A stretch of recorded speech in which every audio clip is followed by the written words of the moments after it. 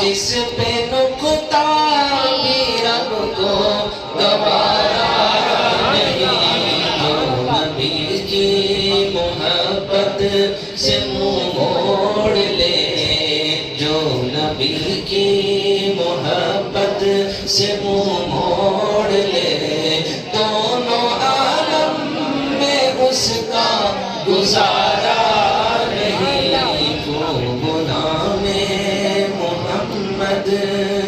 ان کے جلووں سے روشن ہے تیروں حرم، کس جگہ پر یہی ہے نبی کا کرم۔ عرش سے فرش تک، فرش سے دور تک، عرش سے فرش تک، فرش سے دور تک، یہ وہ دریا ہے جس کا کنارہ نہیں۔ نام محمد ہے اے مومنو، جس پہ نقطہ بھی رب کو گوارا نہیں، جو نبی کی محبت سے منہ موڑ لے، دونوں عالم میں اس کا گزارا نہیں۔ خوب نام محمد۔ محترم سامعین کرام،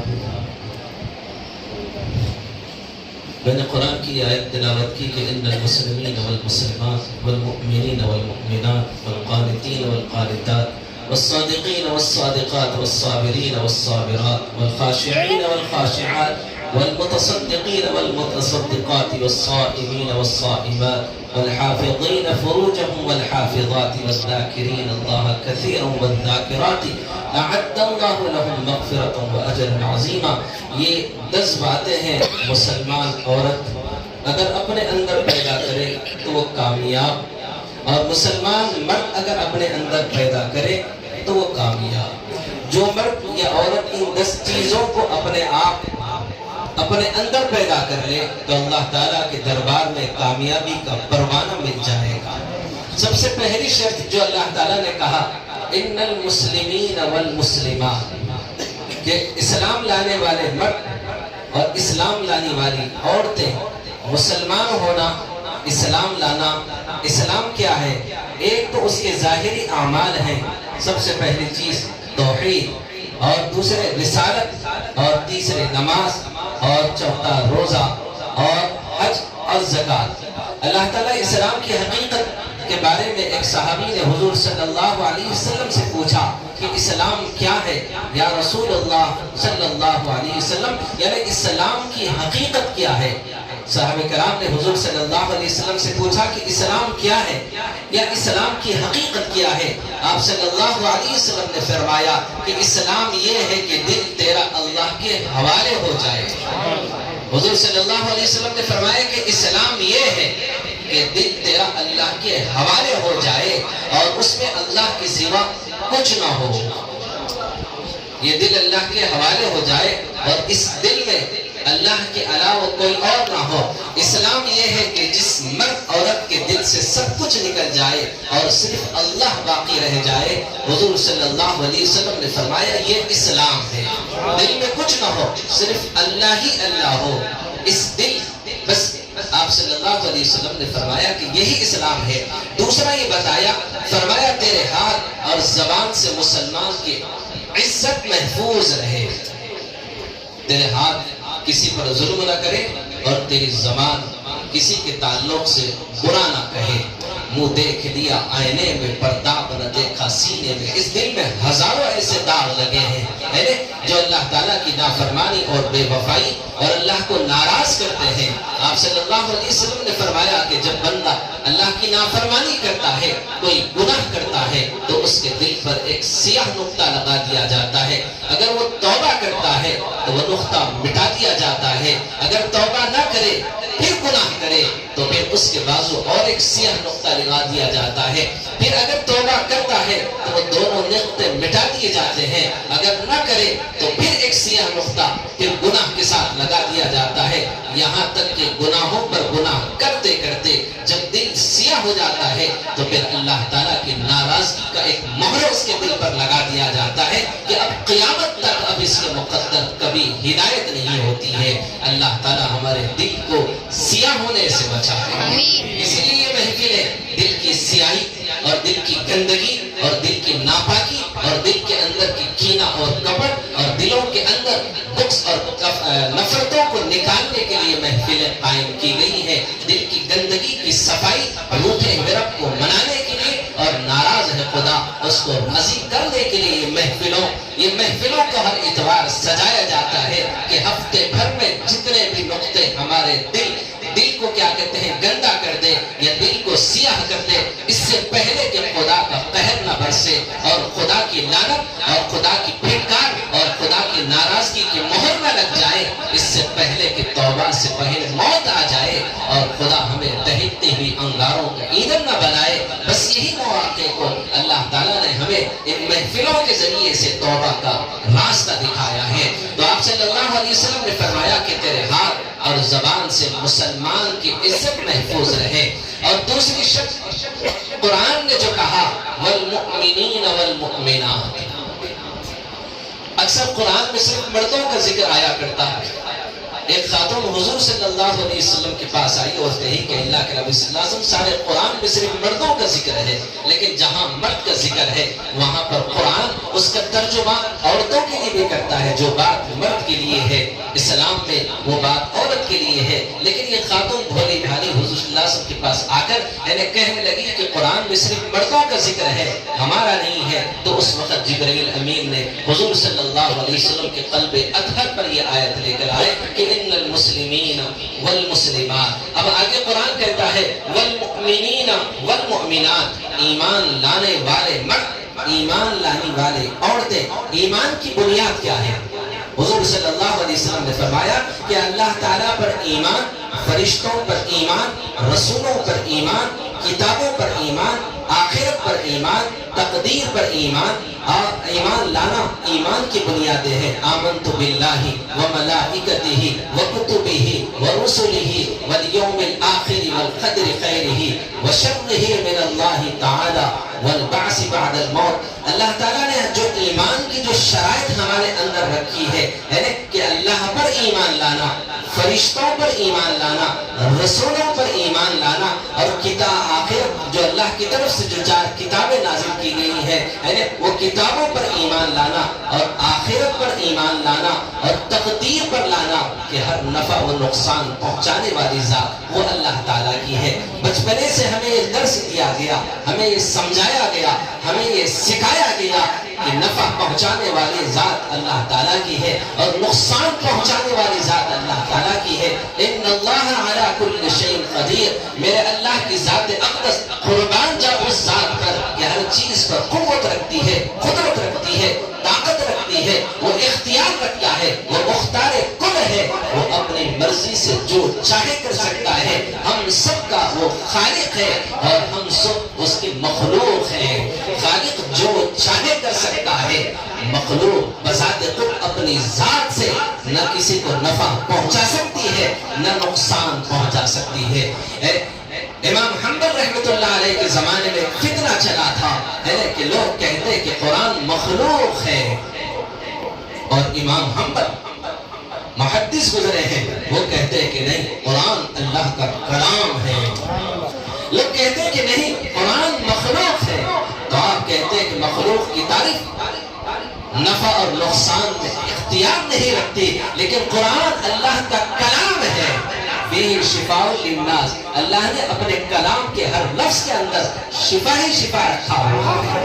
وہ اللہ کا کلام ہے۔ مخلوق کی تعریف نفع نہیں پہنچا سکتی، نقصان نہیں پہنچا سکتی، لیکن یہ قرآن اللہ کا کلام ہے۔ لیکن قوم کہتی یہاں تک کہ بادشاہ وقت بھی اس فتنے کا اثر اس کے اوپر آیا اور امام حنبل کو بلایا اور کہا کہ کہو قرآن مخلوق ہے۔ آپ نے کہا کہ نہیں قرآن اللہ کا کلام ہے۔ وہ کوڑے لگوانے لگا تھا اور کہتا کہ جب تک امام حنبل یہ نہ کہے قرآن مخلوق ہے، کوڑے لگائے جاتے صبح سے لے کر ظہر تک کوڑے ان پر برسائے جاتے، اور ظہر سے لے کر عصر تک، یہاں تک کہ نمازوں کے لیے انہیں چھٹی دی جاتی ہے۔ اس طریقے سے 3 سال تک ان کے اوپر ظلم کیا گیا۔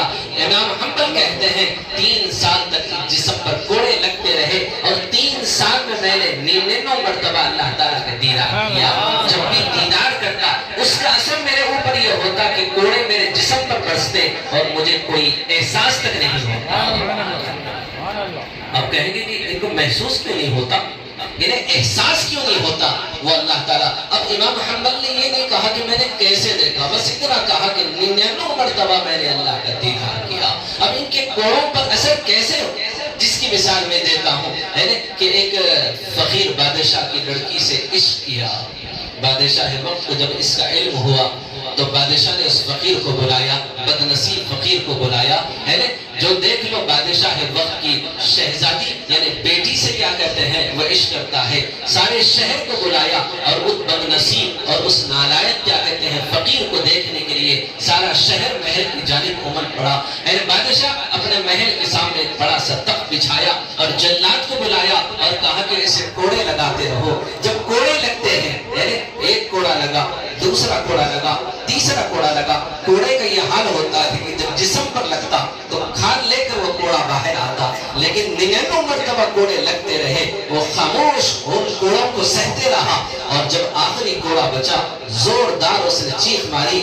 خلیف میں جو بادشاہ بیٹھا ہوا تھا تھوڑی دیر کے لیے وہ بے ہوش ہو گیا، ہوش آ کر کہا کہ بابا اتنے کوڑے لگے تم پر کوئی اثر نہ ہوا، یہ آخری کوڑے کا یہ اثر ہوا کہ تم کھدے کی طرح چیخ مارے، آخر معاملہ کیا ہے؟ تو فقیر نے کہا کہ بادشاہ آپ کی عزت کا سوال ہے، بھرے مجمع میں بول کر آپ کو بے عزت کرنا نہیں چاہتا، آپ کی عزت کی قسم کان لے آؤ میں کان میں کہتا ہوں۔ تو کہنے لگا کیا بات ہے؟ جب بادشاہ نے کان قریب کیا تو فقیر کہنے لگا ایک کوڑے سے لے کر 99 کوڑے لگتے ہیں رہے، اوپر کھڑکی میں سے آپ کی بیٹی مجھے دیکھ رہی تھی اور میں اسے دیکھ رہا تھا، تو مجھے کوڑے لگنے کا احساس نہیں ہوا۔ جب آخری کوڑا بچا تو وہ پردہ ہٹا کر چلے گئی، اب دل و دماغ اس کوڑوں کی طرف متوجہ ہوا۔ بتاؤ جو عشق فانی ہے جس سے محبت کر کر وہ کوڑوں کو سہ سکتا ہے، جو باقی رہنے والا عشق ہے وہ اللہ کی ذات اقدس ہے۔ اب اس محبت کا عالم امام حنبل کے اوپر کیا ہوگا جب 3 سال یہ صعوبتیں برداشت کرنے کے بعد جب آپ کو رہائی ملی، آزادی ملی، کسی نے پوچھا کہ وہ دن اچھے تھے جو کوڑے لگ رہے تھے یا یہ آزادی کے دن اچھے ہیں؟ تو آپ نے کہا کوڑے لگنے والے دن بہت اچھے تھے، اس لیے کہ میں نے 99 مرتبہ اللہ کا دیدار کیا، اور جب بھی دیدار کیا اگلے دیدار کے لیے بے چین اور بے تاب اور بے قرار ہوتا، اور دیدار خداوندی کی لذت کا میرے اندر یہ اثر ہوتا کہ لگے ہوئے کوڑوں کا میرے اوپر کوئی احساس ہی نہ ہوتا، نہ زخم مجھے درد کرتے، نہ کوڑے لگنے والے مجھے کوئی محسوس ہونے دیتے۔ تو حقیقت یہی ہے کہ جب بندہ اللہ سے محبت کرتا ہے تو حق اور سچ یہ ہے کہ ہمارے اللہ کے ذات سے تعلق کو توڑنے کے لیے ساری دنیا مل کر ہمارے اس ایمان کو، ہمارے اس یقین کو کیا کہتے ہیں بدلنے کے لیے مختلف حربے استعمال کرتے ہیں، مختلف سازشوں کے ذریعے سے ایک اللہ وحدہ لا شریکہ کی ذات اقدس پر جو ہم نے قوت اور قادر مطلق ہونے پر ہم نے ایمان لایا، وہ مختار کل ہے، نفع اور نقصان پہنچانے والی ذات اللہ تعالیٰ کی ہے، لیکن ہم نے اللہ کی ذات سے اپنے تعلق کو توڑ کر دنیا کی چیزوں کو ہم نے یوں سمجھ لیا کہ یہ نفع پہنچاتی ہے، یہ نقصان پہنچاتی ہے۔ کرونا اب ہمیں نقصان پہنچائے گا، یہ اللہ سے تعلق ٹوٹ گیا۔ اب انجیکشن نکل رہا ہے، اب اس سے ہمیں نفع پہنچے گا۔ ایسے ہزاروں قسم کے انجیکشن میڈیکلوں میں موجود ہیں، لوگ صبح شام لینے کے باوجود بھی ان کی بیماریاں دور نہیں ہو رہی۔ انجیکشن بذات خود ایک تدبیر ہے، جب تک کہ خدا کا حکم اور خدا کے لکھے ہوئے فیصلے اس گولی اور اس انجیکشن کے ساتھ نہ ہو تب تک وہ گولی اور انجیکشن ہمارے مرض کو، ہماری بیماری کو اور کیا کہتے ہیں ہماری تکلیف کو دور کرنے کا وہ سبب نہیں بن سکتی، جب تک کہ مسبب الاسباب کا اس سبب کے ساتھ لکھے ہوئے مقدرات کیا کہتے ہیں شامل نہ ہو، جب تک اللہ تعالیٰ اس پر اپنا حکم نہیں چلائیں گے تب تک وہ دوا اور انجیکشن تمہیں اثر نہیں کرتی۔ بس اللہ تعالیٰ ہمارے ایمان کو اس کی محبت کے ساتھ ایسے سے وہ ہم سے چاہتا ہے، نبی کی اطاعت اور اتباع کے ذریعے سے۔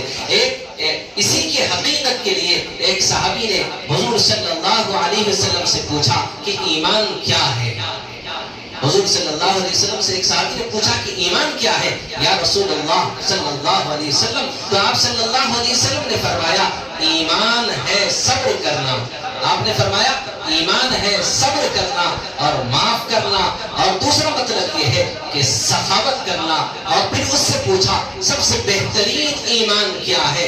آپ صلی اللہ علیہ وسلم نے فرمایا سب سے بہترین ایمان اچھے اخلاق ہیں۔ حضور صلی اللہ علیہ وسلم سے صحابی نے پوچھا کہ ایمان کیا ہے؟ تو آپ صلی اللہ علیہ وسلم نے سب سے پہلے فرمایا صبر کرنا، صبر کرنا، اور دوسرے معاف کرنا، اور تیسرا حضور نے جو فرمایا سخاوت کرنا۔ اللہ تعالیٰ کو سخی بہت پسند ہے، اور بخیل اللہ تعالیٰ کے نزدیک کیا کہتے ہیں مردود ہے۔ جب اللہ تعالیٰ نے جنت بنائی تو دروازے پر لکھ دیا بخیل کے لیے جنت حرام ہے، اور جب جہنم بنایا تو جہنم کے اوپر لکھ دیا سخی کے لیے جہنم حرام ہے۔ تو یہ سخاوت بھی ایک ایمان کا درجہ ہے۔ اور آپ صلی اللہ علیہ وسلم سے کسی نے پوچھا کہ اور آگے کیا ہے؟ آپ صلی اللہ علیہ وسلم نے فرمایا اچھے اخلاق سب سے بہترین ایمان ہے۔ تو یا رسول اللہ صلی اللہ علیہ وسلم، ایک صحابی نے فرمایا کہ یا رسول اللہ صلی اللہ علیہ وسلم میں چاہتا ہوں کہ میرا ایمان کامل ہو جائے، میرا ایمان کامل ہو جائے۔ تو آپ صلی اللہ علیہ وسلم نے فرمایا تو اپنے اچھے اخلاق اچھے کر لے، تیرا ایمان کامل ہو جائے گا۔ حضور صلی اللہ علیہ وسلم سے صحابی نے پوچھا کہ میرا ایمان کامل ہو جائے، ایمان مکمل ہو جائے، تو آپ صلی اللہ علیہ وسلم نے فرمایا کہ تو اپنے اچھے اخلاق اچھے کر لے، یہ تیرا ایمان کیا کہتے ہیں کامل ہو جائے گا۔ امت میں بہت بڑا زوال آیا ہوا ہے، مردوں میں اور عورتوں میں معاف کرنے کا نہیں۔ اگر انہیں اپنی اولاد کو معاف کرنا چاہے تو وہ معاف نہیں کرنا چاہتی ہے، معاف کرنے کا جذبہ نہیں ہے۔ آگے اپنی اولاد کو بھی تواضع، معاف کرنا، درگزر کرنا، سہ جانا، پی جانا نہیں سکھا دے۔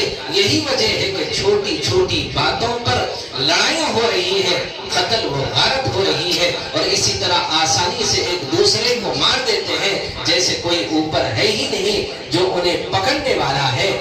تو حقیقت یہی ہے کہ جب ہمارے دل سے اللہ کا خوف نکل جائے اور خدا کے سامنے کھڑا ہونا یہ ہمارے ذہنوں سے نکل جائے تو پھر رب چاہی نہیں بلکہ منمانی زندگی ہماری بن جاتی ہے۔ قیامت کے دن اللہ تعالیٰ جو سب سے پہلا فیصلہ فرمائے گا وہ قاتل اور مقتول کا ہوگا۔ قیامت کے دن جو سب سے پہلے اللہ تعالیٰ کے جناب میں جو چیزوں کا فیصلہ ہوگا وہ سب سے پہلا فیصلہ وہ قاتل اور مقتول کا ہوگا۔ ملاقات کی پہلی کچہری جو اللہ کے دربار میں لگے گی اس میں پہلا مقدمہ اللہ کی بارگاہ میں وہ قابیل کا ہوگا، وہ حابیل کا ہوگا، جو آدم علیہ السلام کے دو بیٹے تھے۔ قابیل اور حابیل اللہ کے دربار میں اس طرح پیش ہوں گے کہ حابیل کی گردن قابیل کے ہاتھ میں ہوگی، اور حابیل نے قابیل کا گریبان پکڑا ہوگا، اور قابیل نے حابیل کو قتل کیا تھا، اور حابیل اللہ سے عرض کرے گا کہ یا اللہ اس سے پوچھ اس نے مجھے کیوں قتل کیا۔ یہ پوچھے گا قتل کیا ہے۔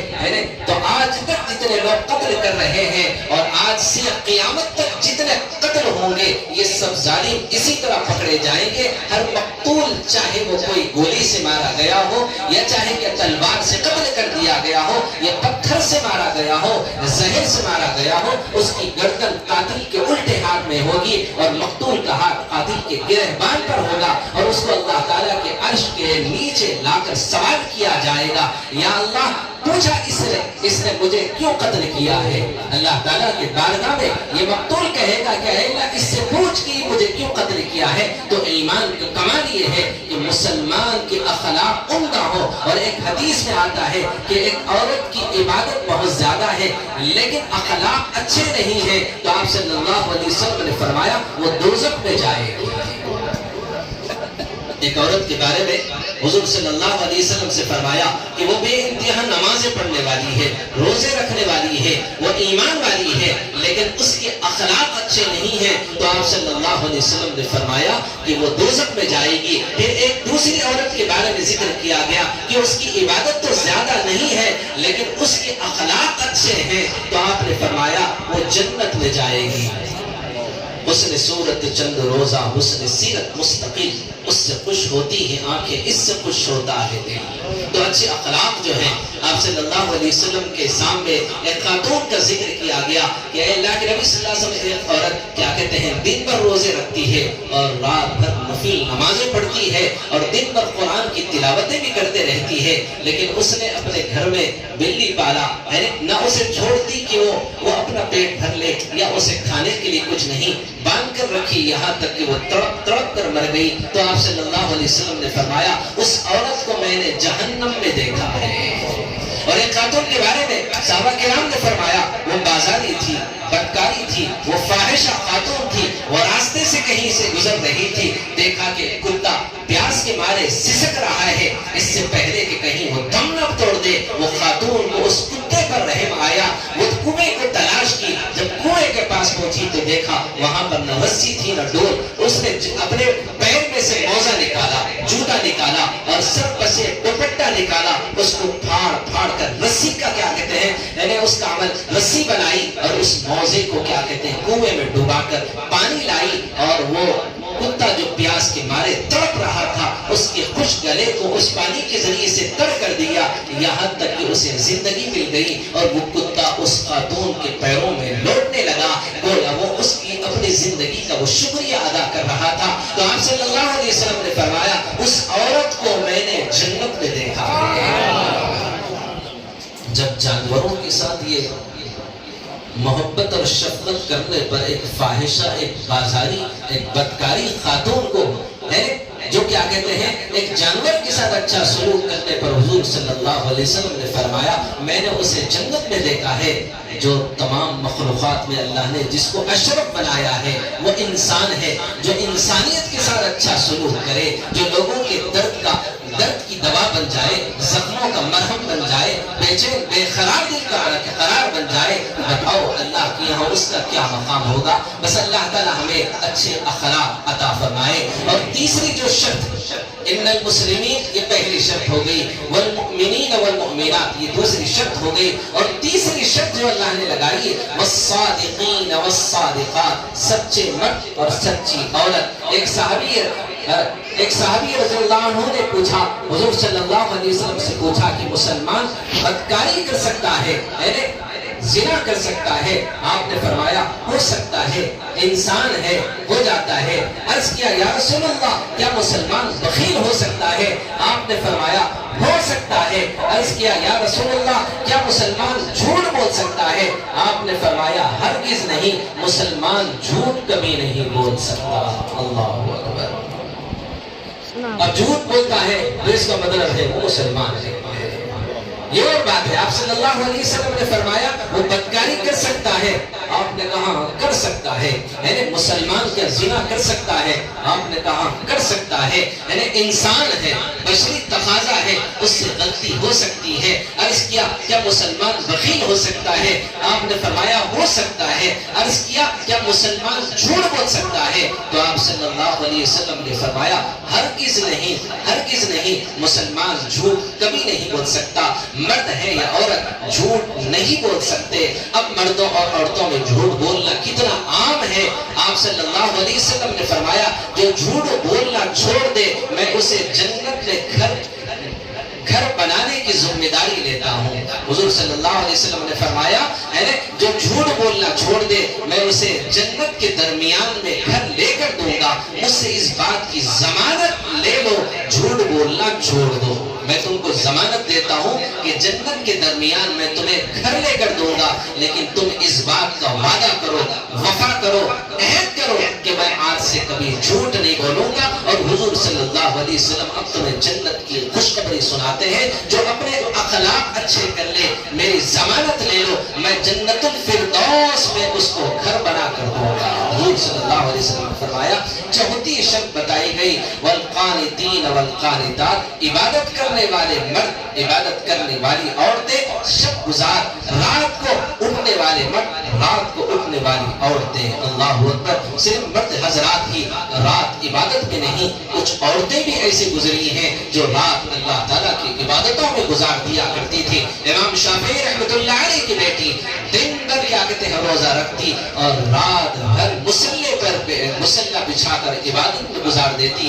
امام شافعی نے اپنے بیٹی سے کہا کہ بیٹی دن بھر روزہ رکھتی ہے، کمزوری آ جاتی ہے اور رات بھر عبادت میں مشغول ہوتی ہے، بیٹی رات کا کوئی حصہ سو جایا بھی کر کمزوری آ جائے گی تو بیٹی کہتی ہے کہ ابا جان رات میں بستر بچھاتی ہوں، سونے کا ارادہ کرتی ہوں، تکیے پر سر رکھتی ہوں، اچانک دل میں اس بات کا خیال آتا ہے کل میری صبح اس بسترے پر ہوگی یا لاکھوں من مٹی کے نیچے ہوگی، بس اسی کا خیال آنا ہوتا ہے، بسترے کو پھینک دیتی ہوں، پھر مصلی بچھا کر روٹھے ہوئے رب کو مناتے ہوئے ساری رات گزار دیتی ہوں۔ تو اللہ تعالیٰ نے یہ مسلمان مرد اور مسلمان عورتوں کے بارے میں آپ نے کہا والقانتین والقانتات، عبادت کرنے والے مرد اور عبادت کرنے والی عورتیں جو اللہ تعالیٰ کو رات کے حصے میں منایا کرتی تھی۔ حضرت رابعہ بصری خاتون گزری ہے، رات بھر عبادت میں گزارتی ہے، دن بھی کیا کہتے ہیں اللہ کی عبادت میں قرآن کی تلاوت میں گزارتی، رات کے حصے میں وہ بہترین لباس پہن کر خوشبو لگا کر اپنے شوہر کے قریب آتی اور کہتی کہ آپ کو میری کوئی ضرورت ہے؟ تو شوہر کہتا اگر ضرورت ہے، اگر ضرورت نہیں ہے تو کہتا کہ میرے کو آپ کی ضرورت نہیں ہے، تو اجازت لیتی، کہتی کہ پھر اجازت دیجیے میں اپنے رب کو منانا چاہتی ہوں۔ آپ کو منانے پہنچی تھی لیکن آپ کو میری ضرورت کا محسوس نہیں ہے، تو اب مجھے اس بات کا احساس ہو رہا ہے کہ بقیہ جو حصہ ہے اپنے رب کو منا لوں جس نے مجھے یہ زندگی دی ہے، بندگی نام ہے زندگی کا، زندگی نام ہے روٹھے ہوئے رب کو منانے کا۔ رات بھر عبادت میں گزارتی، بھری جوانی میں شوہر کا انتقال ہو گیا اور وہ بیوہ ہو گئی۔ بظاہر وہ حسین اور خوبصورت نہیں تھی، کالی کروڑی تھی، ناک بھی کیا کہتے ہیں چپٹی تھی، اس میں یہ اللہ تعالیٰ کا بنایا ہوا کیا کہتے ہیں یہ نظام ہے، یعنی بدل کسی کو گورا بنا دیا، کسی کو کالا بنا دیا، کسی کی آنکھ، کسی کی ناک، کسی کی شکل کو اللہ نے خوبصورت بنایا۔ بہرحال یہ ساری کاریگری اللہ تعالیٰ کی طرف سے یہ فیصلے ہوا کرتے ہیں، جو اللہ تعالیٰ کے فیصلوں کے سامنے سر جھکا دیتا ہے، بس یہی ایمان ہے، یہی بندگی ہے، اور یہی بندگی اللہ کے فیصلوں کے سامنے سر جھکانا ہماری نجات اور مغفرت کا سبب اور ذریعہ بننے والی ہے۔ بھری جوانی میں شوہر کا انتقال ہو گیا، وہ بیوہ ہو گئی، 4 مہینے 10 دن جب عدت کے دن گزرے، اس زمانے کے سب سے حسین اور خوبصورت بزرگ حضرت حسن بصری ان کے دروازے پر پہنچے۔ ہمارے چاروں سلسلے جا کر جس سے ملتے ہیں وہ حضرت حسن بصری سلسلہ چشتیہ، قادریہ، نقشبندیہ، سہروردیہ، چاروں سلسلے کے امام ہیں، حسین ہیں، خوبصورت ہیں، محدث ہیں، واعظ ہیں، مبلغ ہیں، خطیب ہیں، متقی ہیں، پارسا ہیں، ایمان والے ہیں، یعنی ذاکر ہیں، صابر ہیں، شاکر ہیں، بہرحال سارے کمالات اور خوبیوں کا مجموعہ ہیں اور حسین اور خوبصورت بھی ہیں۔ اللہ نے ان کو حسن اور خوبصورتی و جمال بھی عطا کیا تھا۔ اب رابعہ بصری جیسی کالی کروڑی کیا کہتے ہیں خاتون کے دروازے پر، وہ بھی بیوہ ہے، دروازے کو دستک دیتے ہیں اور کہتے ہیں کہ رابعہ، بولے کون ہے؟ بولے حسن آیا ہے تیرے دروازے پر، نکاح کا پیغام ہے۔ اللہ اکبر، یعنی کس بنیاد پر؟ حسن کی بنیاد پر، مال کی بنیاد پر، خاندان کی بنیاد پر نہیں، نیکی اور تقوی اور پرہیزگاری کی بنیاد پر وقت حسن بصری اس لیے دروازے پر دستک دیتا ہے۔ ایسی خاتون سے اگر نکاح ہو جائے تو گھر میں اللہ والے پیدا ہوں گے، متقی پرہیزگار پیدا ہو جائیں گے، اللہ کے وفادار پیدا ہو جائیں گے، نبی کی اطاعت گزار پیدا ہو جائیں گے۔ تو اندر سے رابعہ بصری نے کہا کہ حسن، ہائے میرے نصیب، تم جیسا حسین اور خوبصورت شوہر میرا ہو اور مجھ جیسی کالی کروڑی بیوی تمہاری بن جائے، تمہارے فیصلے کے سامنے میں سر جھکاتی ہوں، لیکن میرے کچھ شرائط ہیں۔ بولے کیا ہے؟ بولے 4 سوالوں کا جواب دے دینا تو پھر میں آپ سے نکاح کے لیے تیار۔ بتاؤ، یہ خود کالی کروڑی ہے اور رشتہ لینے والا حسین اور خوبصورت ہے، اور دیکھ لو یہ اللہ کے نیک اور محبوب اور مقبول بندی ہے، یہ بھی عابدہ ہے، زاہدہ ہے، صابرہ ہے، شاکرہ ہے، قرآن کی کثرت سے ذکر کرنے والی اور سجدوں میں ساری رات گزارنے والی۔ کہتی ہے کہ میرے 4 شرائط ہیں، اس کے بعد میں انشاءاللہ آپ کو جواب دوں گی۔ بولے سب سے پہلی شرط کیا ہے؟ سب سے پہلی شرط یہ ہے کہ میری موت ایمان کی حالت میں ہوگی یا کفر کی حالت میں۔ تو کوئی بھی کسی کے تعلق سے بتا نہیں سکتا کہ میں کس حالت میں مرنے والا ہوں۔ اللہ تعالیٰ ہم سب کو ایمان کی موت عطا فرمائے۔ جب دم واپسی ہو یا اللہ لب پہ ہو لا الہ الا اللہ۔ ساری زندگی ایمان کی حالت میں آدمی جیتا ہے، لیکن آخر میں آخر لمحے اس سے ایسی خطا ہو جاتی ہے کہ کفر کی موت اسے سلا دیا جاتا ہے۔ تو حسن بصری اس کا جواب نہیں دے پائے۔ آپ نے کہا مجھے کیا پتا ہے کہ تیری موت کس حالت میں ہوگی، ایمان کی حالت میں ہوگی یا کفر کی حالت میں؟ ٹھیک ہے، دوسرا جواب دے دینا۔ دوسرا جواب یہ چاروں میں سے ایک بھی سوال کا جواب دے دیں گے میں تم سے نکاح کروں گی۔ بولے دوسرا جواب یہ ہے کہ قبر میں جب مجھے لٹایا جائے گا تو منکر نکیرین کے میں سوالات کے جوابات دے پاؤں گی یا نہیں دے پاؤں گی؟ آپ نے کہا یہ تو مجھے نہیں پتا ہے کہ تو خبر میں یعنی منکر نکیر کے سوالات کے جوابات دے پائے کہ نہیں پائے؟ بولے ٹھیک ہے۔ اچھا تیسرا سوال یہ ہے کہ پل صراط سے جب میرا گزرنے کا وقت آئے گا میں گزر جاؤں گی یا کٹ کر جہنم کی ایندھن بن جاؤں گی؟ آپ نے کہا یہ بھی مجھے نہیں پتا ہے۔ تو رابعہ بصری نے کہا چوتھا سوال یہ ہے جب میزان میں میرے نیکیاں تولے جائیں گے، نیکیوں کے پلے میں نیکیاں زیادہ ہوں گے یا گناہوں کے پلے میں ہوں گے؟ آپ نے کہا یہ بھی مجھے نہیں پتا ہے۔ تو کہنے لگی کہ اب حسن مجھے اللہ کو منانے دے۔ ان چاروں چیزوں کی تیاری، دروازہ لگایا اور آخر عمر تک اللہ کی عبادت میں زندگی گزاری۔ کہ وہ اللہ تعالیٰ کے نیک اور محبوب اور مقبول بندی تھی۔ اگر اس زمانے میں خاتون اگر ایسا کرنا چاہے اس کے لیے مناسب نہیں ہے، کیونکہ نکاح بھی ایک عبادت ہے، اور عبادتوں میں لذت اور حلاوت اور چاشنی اور اللہ کے ذکر میں اور اللہ کی یاد میں اسی وقت مزہ آئے گا جب یہ بھی ایک سنت کیا کہتے ہیں ادا کی جائے گی۔ وہ تو تقوی کے ایک دم اعلیٰ مقام پر فائز تھی۔ وہ اس زمانے میں اگر خاتون بغیر نکاح کے اگر مسلح پر اگر سجدے کرے گی تو دماغ اس کا ادھر ادھر بھٹکتے رہے گا، کبھی کچرے والے کی آواز پر بھی اس کی سجدے کی لذت ختم ہو جائے گی۔ یہ انسان ہے، جذبات ہیں اور احساسات ہیں۔ جب ایک کھڑکی کھلے گی اور وہاں سے گزرنے والے مرد پر نظر پڑے گی، ساری عبادت ایک نظر میں اس کی دفن کر دی جائے گی۔ تو نکاح بھی اس کے لیے ضروری ہے۔ خیر وہ اللہ کے نیک اور محبوب اور مقبول بندی تھی، ایمان کو وہ بہت بڑا درجے پر اور بہت بڑے مقام پر فائز ہو گئی تھی۔ حسن رابعہ بصری کے جب انتقال ہوا، قبر میں دفنایا گیا، رات میں خواب میں جب ان کی باندھی سوئی تو خواب میں دیکھی اور رابعہ بصری سے پوچھی کہ کیا ہوا تمہارا حال؟ خبر میں فرشتے آئے تھے تم سے سوال کرنے کے لیے، تم نے کیا جواب دیا؟ تو رابعہ بصری نے اپنی باندھی سے کہا فرشتے آئے اور مجھ سے کہنے لگے من ربکا، تو میں غصے سے اٹھ کے بیٹھ گئی اور کہیں کہ 40 سال جس خدا کو میں نے نہیں بھلایا 4 گز اندر آنے کے بعد بھلا دوں گی کہ میرا اللہ کون ہے؟ میرا اللہ تو اللہ ہے، تم بتاؤ تمہارا کون ہے؟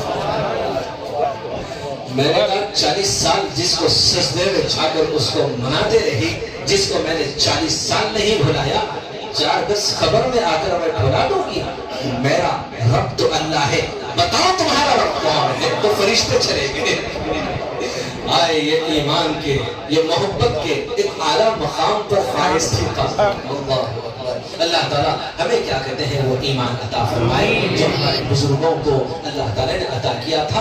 تو والمؤمنین والمؤمنات والقانتین والقانتات، عبادت کرنے والے مرد اور عبادت کرنے والی عورتیں، اور وہ جو رات اللہ کی یاد میں اور اللہ کی محبت میں اور اللہ کے عشق میں اور اللہ کے ذکر میں کیا کہتے ہیں گزارا کرتے ہیں۔ جب موت کا وقت آیا ہے تو آج آخری رات کل تیری رات ہے، ساری رات مصلے پر گزار دیتی 20 سال۔ حقیقت یہ ہے کہ ایک بزرگ نے فرمایا ہے کہ جب آدمی اللہ کی محبت میں راتوں میں گزارتا ہے، رات عبادت میں گزارتا ہے، تو اللہ تعالیٰ فرشتوں کے سامنے اس کے بارے میں رشک کرتے ہیں اور کہتے ہیں کہ ساری دنیا سو رہی ہے اور یہ بندہ، یہ بندی مجھے یاد کر رہی ہے اور مجھے منانے کے لیے آئی ہے۔ فرشتوں گواہ رہنا، یہ مجھ سے کیا چاہتا ہے، یہ مجھ سے کیا چاہتی ہے، میں ان کو وہ سب کچھ دوں گا جو یہ مجھ سے چاہتے ہیں۔ تو حقیقت یہی ہے کہ اللہ تعالیٰ ہم سب کو وہ ایمان عطا فرمائے۔ اور پانچویں شرط اللہ تعالیٰ نے جو لگائی ہے،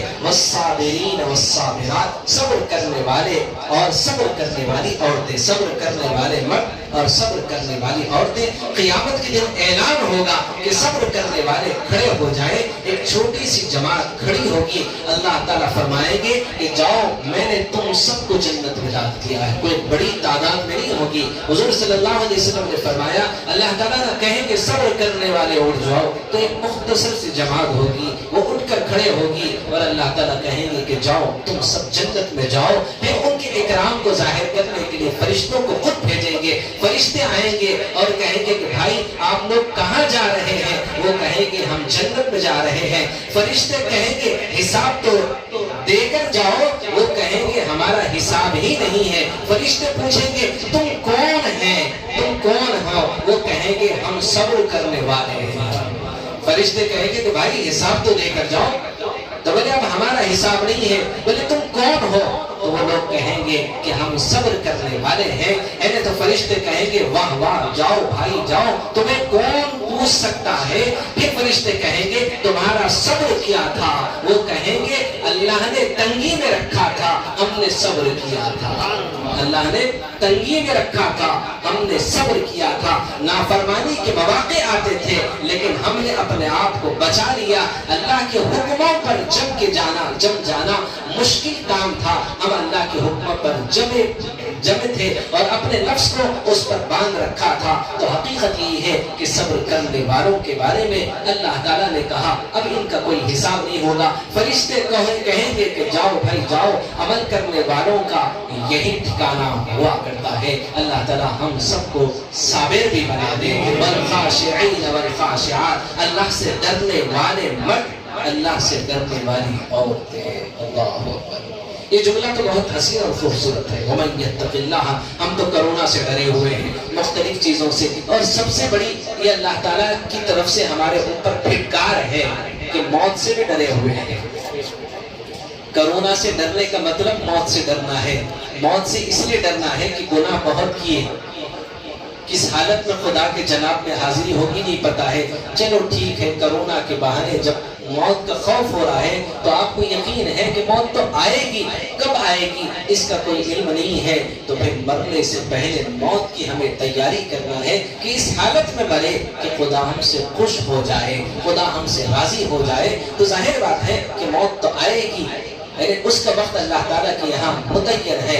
اللہ سے ڈرنے والے والخاشعین والخاشعات، اللہ سے ڈرنے والے مرد، اللہ سے ڈرنے والی عورتیں، جو خلوت میں بھی اللہ سے ڈرے، جو جلوت میں بھی اللہ سے ڈرے، جنہیں تنہائی میں بھی اللہ کا خوف ہو اور جنہیں مجمع میں بھی اللہ کا خوف ہو۔ اللہ پاک کے خوف نے انہیں حرام کاموں سے روک دیا اور حکموں پر چلا دیا، اور خشوع دل کے خشوع اور خضوع، خشوع دل کے ڈر کو کہتے ہیں، اور دل میں اللہ کا ڈر پیدا ہو جائے اور اللہ پاک کی ہیبت اور کبریائی اور حلال اس درجے پر اس کے دل میں پیدا ہو جائے کہ ہر حرام کام سے اس کے قدم ہٹ جائے۔ تو اللہ تعالیٰ ہمیں کیا کہتے ہیں؟ اللہ سے ڈرنے والا بنائے۔ والخاشعین والخاشعات والمتصدقین والمتصدقات، اللہ کے نام پر خرچ کرنے والے مرد اور اللہ کے نام پر خرچ کرنے والی عورتیں۔ اما جان حضرت عائشہ صدیقہ رضی اللہ عنہا کے پاس 1,00,000 درہم حضرت معاویہ رضی اللہ عنہ نے بھیجا، خود روزے سے تھی، خیرات کرنے بیٹھ گئی، اصل تک 1,00,000 درہم خرچ کر دیا۔ ظہر سے لے کر عصر تک 1,00,000 درہم خرچ کر دیا۔ خادمہ نے عرض کیا کہ آپ کو پتہ نہیں تھا کہ گھر میں فاقہ ہے، 1 درہم اپنے لیے بھی رکھ لیتی کہ آپ کے لیے گوشت پکا دیتی۔ فرمایا مجھے یاد نہیں تھا، اس وقت بتاتی تو میں 1 درہم رکھ لیتی۔ اللہ کے نام پر خرچ کرنے والی اما جان عائشہ صدیقہ رضی اللہ عنہا جب اللہ کے نام پر کوئی صدقہ خیرات کرتی تو ان چیزوں کو، ان روپیوں کو، ان پیسوں کو عطر لگاتی۔ ایک صحابی نے اس عمل کو دیکھا اور کہا کہ آپ ان پیسوں کو عطر جو صدقہ کر رہے ہیں عطر کیوں لگاتی ہیں؟ تو اما جان نے کہا یہ پیسہ پہلے اللہ کے ہاتھ میں جاتا ہے، اس کے بعد اس سائل کے ہاتھ میں جاتا ہے۔ میں چاہتی ہوں کہ پہلے اللہ کے ہاتھ میں خوشبو کے ساتھ ہی پیسہ جائے۔ آٹھویں سین اللہ تعالیٰ نے جو فرمایا والصائمین والصائمات، روزہ رکھنے والے مرد اور روزے رکھنے والی عورتوں کے بارے میں اللہ تعالیٰ ہمیں کثرت سے روزہ رکھنے والا کیا کہتے ہیں بنا دے، اور اللہ کی محبت اللہ تعالیٰ ہم سب کو کیا کہتے ہیں عطا فرمائے۔ یعنی اللہ تعالیٰ ہم سب پر مہربان ہو جائے اور اللہ تعالیٰ ہم سب پر رحم کا، کرم کا، عافیت کا معاملہ فرمائے۔ ابھی بہت ساری ایسی باتیں ہیں جو آپ کو وقتاً فوقتاً آپ کے سامنے، ابھی فی الوقت کوئی گفتگو اور بات کرنے کا کوئی ارادہ نہیں تھا، طبیعت میں تھوڑی سی کیا کہتے ہیں پستی ہے اور کمزوری ہے، تو اس لیے، اور آج کچھ گاؤں اور دیہات سے بہت دور سے بھی کیا کہتے ہیں لوگ آئے ہیں بیعت کرنے کی، کوئی 500 کلومیٹر سے۔ آپ کہاں سے آئے ہیں؟ وجے واڑہ سے آئے ہوئے ہیں۔ یعنی ہمارا ارادہ تو آئندہ کیا کہتے ہیں بیعت کرنے کا تھا، کوئی وجے واڑہ سے آیا ہے، کوئی کڑپا سے آیا ہے، کوئی کربول سے آیا ہے، دور دور سے آئے ہیں اس امید پر کہ آج ہمیں بیعت کا۔